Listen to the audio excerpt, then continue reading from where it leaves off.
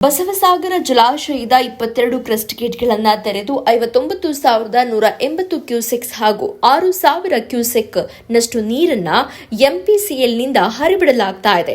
ಶುಕ್ರವಾರ ಆಲಮಟ್ಟಿ ಶಾಸ್ತ್ರಿ ಸಾಗರದಿಂದ 70,000 ಕ್ಯೂಸೆಕ್ ಪ್ರಮಾಣದಷ್ಟು ನೀರಿನ ಒಳಹರಿವು ಬರ್ತಾ ಇದ್ದು, ಜಲಾಶಯಕ್ಕೆ ಬರುವ ಒಳಹರಿವು ಗಮನಿಸಿ ಕೃಷ್ಣಾ ನದಿಗೆ ನೀರು ಹರಿಬಿಡಲಾಗ್ತಾ ಇದೆ.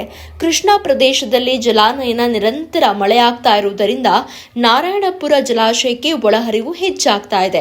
ಪ್ರತಿ ಉಭಯ ಗಂಟೆಗೊಮ್ಮೆ ಜಲಾಶಯಗಳ ಅಧಿಕಾರಿಗಳು ನದಿಗೆ ನೀರು ಹರಿಸುವ ಮಾಹಿತಿಯನ್ನ ವಿನಿಮಯ ಮಾಡಿಕೊಳ್ತಾರೆ.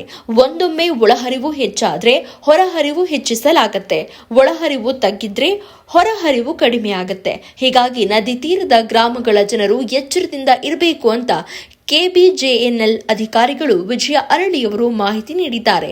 ಅಧಿಕಾರಿಗಳ ಮಾಹಿತಿಯಂತೆ ಗರಿಷ್ಠ 492.25 ಎತ್ತರದಲ್ಲಿ 33.313 ಟಿಎಂಸಿ ಅಡಿ ಸಂಗ್ರಹ ಸಾಮರ್ಥ್ಯದ ಜಲಾಶಯದಲ್ಲಿ ಇಂದು 492.25 ಮೀಟರ್ಗೆ ನೀರು ಬಂದು ತಲುಪಿದೆ ಅಂತ ಮಾಹಿತಿ ನೀಡಿದ್ದಾರೆ. 26.39 ಟಿಎಂಸಿ ಅಡಿಗಳಷ್ಟು ನೀರು ಸದ್ಯ ಸಂಗ್ರಹಗೊಂಡಿದೆ. ಮೀನುಗಾರರಿಗೆ ನಮ್ಮ ವರದಿಗಾರರು ಕೇಳಿದಾಗ ಮೀನುಗಾರರು ಹೇಳಿರೋದು ಹೀಗೆ: ದಿನಕ್ಕೆ 2 ಕೆಜಿ ಮೀನು ಸಿಗಬೇಕಾದ್ರೆ ಹರಸಾಹಸ ಪಡಬೇಕಾಗತ್ತೆ. ಹಾಗಾಗಿ ಮೀನುಗಾರರು ಪರದಾಡ್ತಿದ್ದಾರೆ ಅಂತ ಅಜಯ್ ನಾಯಕ್ ಮೀನುಗಾರರು ತಿಳಿಸಿದ್ದಾರೆ.